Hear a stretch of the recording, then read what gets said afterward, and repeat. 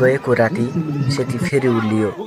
पहाडको गर्जनसँगै आएको भेलले नदी किनारका बस्तीलाई फेरि त्रासको रात दियो। रातभर नदीको आवाज सुन्दै बसेका स्थानीयका आँखामा अहिले पनि डर बाँकी छ।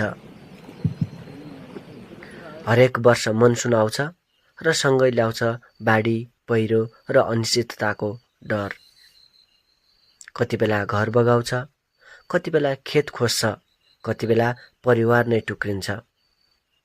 यही सम्भावित जोखिमलाई ध्यानमा राख्दै डोटीमा मनसुन 6 नामक कृत्रिम घटना अभ्यास प्रदर्शन गरिएको छ।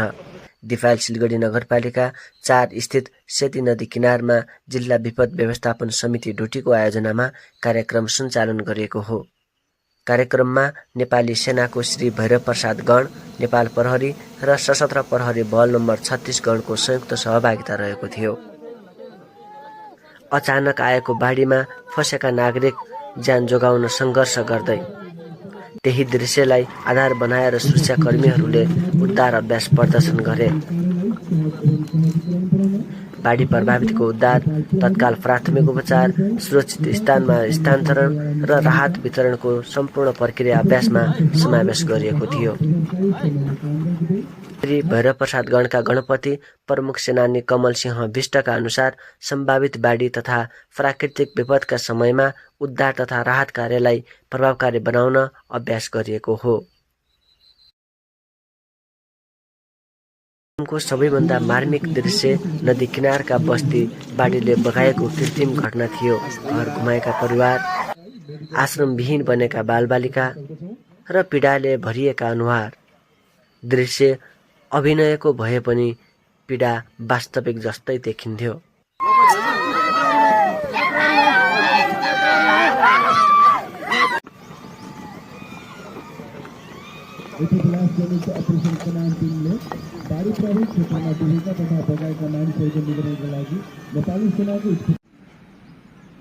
प्रमुख जिल्ला अधिकारी कल्पना घिमिरे नेपालले डोटी जिल्ला बहुपक्षीय विपदको उच्च जोखिममा रहेको बताउनुभयो। सिमुलेसन अथवा अभ्यास मनसुन के हुन सक्छ त विपद पूर्व तयारी प्रतिकार योजना हामीले बनायौँ र अस्ति विपद व्यवस्थापन समितिबाट पनि यो पास गरिसकेका छौँ। सबै सुरक्षा निकायमा पुगेको छ। स्थानीय तहहरूमा पनि हामीले यही अनुसार विपद प्रतिकार योजना र मनसुन अगाडिको तयारीको अवस्था बनाउने र योजना बनाउने भनेर पठाइ पनि सकेको छ र त्यो अनुसार पक्कै पनि उहाँहरूले पनि बनाउनु भयो होला।